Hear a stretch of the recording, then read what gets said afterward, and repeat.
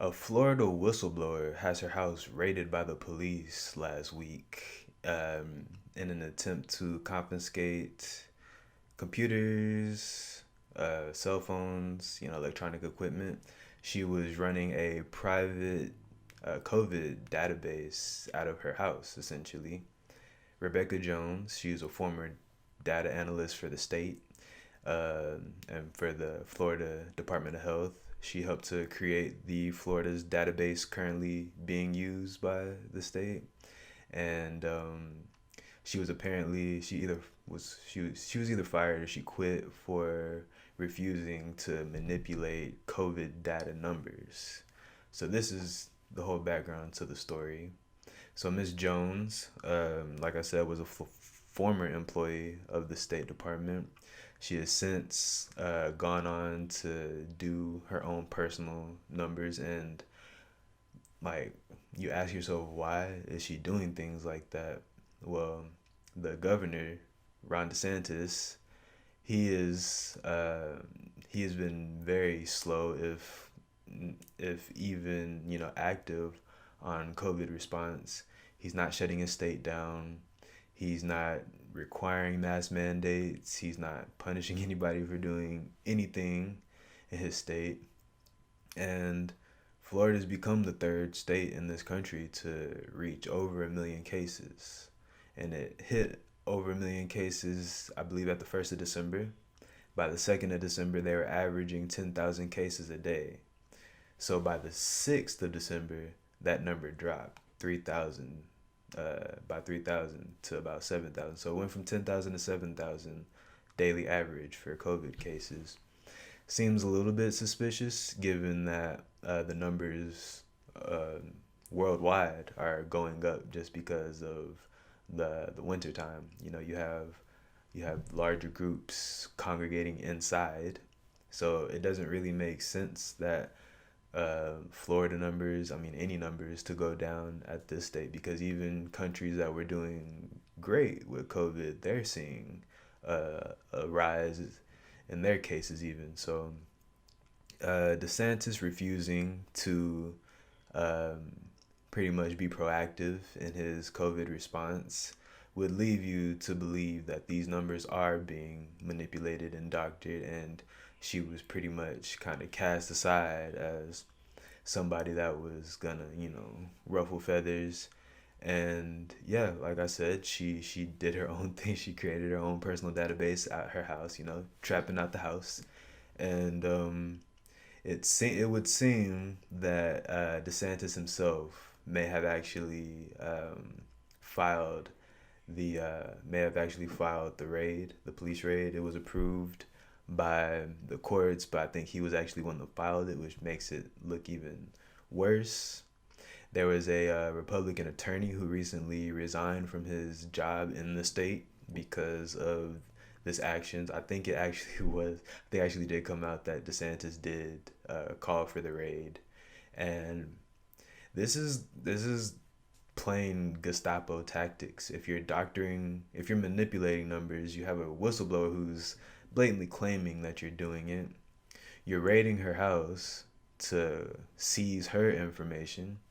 I don't even think it was necessarily to seize her information, but more so from the perspective that she has to be getting her information from somewhere, right? So it's it's pretty clear that her sources may be working from inside of the Department of Health. So he's essentially trying to silence her along with anybody else who is trying to actually get the truth out into the public. And this is, I mean, it's all developing. This just happened last week, but it's really, I mean, if you can connect the dots and see what the issue is with this, is really uh, concerning that a leader, an elected official, would do something like this, and even more damning. It's even more damning at a time like this that you would choose to hide the numbers for like what reason? Is it a personal reason to show that you've got something under control? Well, I mean, you literally have the third most cases in the country. A million cases. That's more than most countries in general. So you're already not doing a good job. Trump did the same thing, and look where that got him. He told doctors to literally stop counting the cases. Told them to stop counting the cases. So yeah, this is definitely damning for DeSantis in general. Uh, we should definitely be listening more to Ms. Jones about this, because it is a serious issue if you are basically being silenced and they're confiscating your information to find your sources so they can silence the sources as well. This is Gestapo tactics. You have the government coming in and trying to, hide the truth essentially. And I really don't have anything further to say about that. I just have no words. You have this whole situation where you have a woman that was fired for, you know, not wanting to manipulate numbers, going even so far as to doing the right thing and, actually getting the correct information out there. And the police raid in particular, it wasn't specifically to get the equipment necessarily, but along the lines, there was an email that was sent to the emergency response team of the State Department. And I guess it was a forwarded CC message that basically said, like, wake up, like, do the right thing. If you carry on like this, we're going to lose like another, you know, tens of thousands of people if you don't like actually tell the truth. So there was a anonymous message that went to this state emergency response team.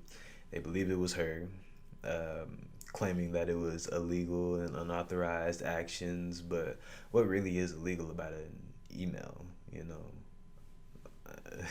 The only thing I can get at is just the contents of the email itself. But yeah, all in all, this whole situation is not really a good look on the governor of Florida and his ilk, because there's other people in this country that do it. Donald Trump did it.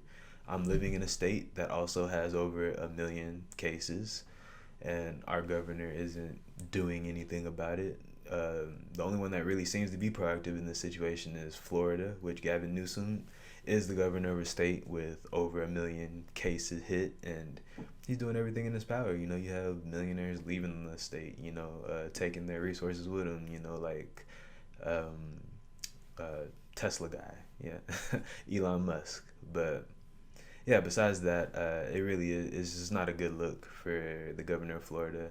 And if this comes out to be true, what Mrs. Jones is saying, then yeah, it's 100% damning for him and anybody else that wants to try something like this. So I mean, you can let me know what you think. If you think that it's a big deal, if you don't believe that COVID is anything at all, or if you think something needs to be happening to DeSantis, or yeah, just whatever you feel about the story. And with that, see you next time.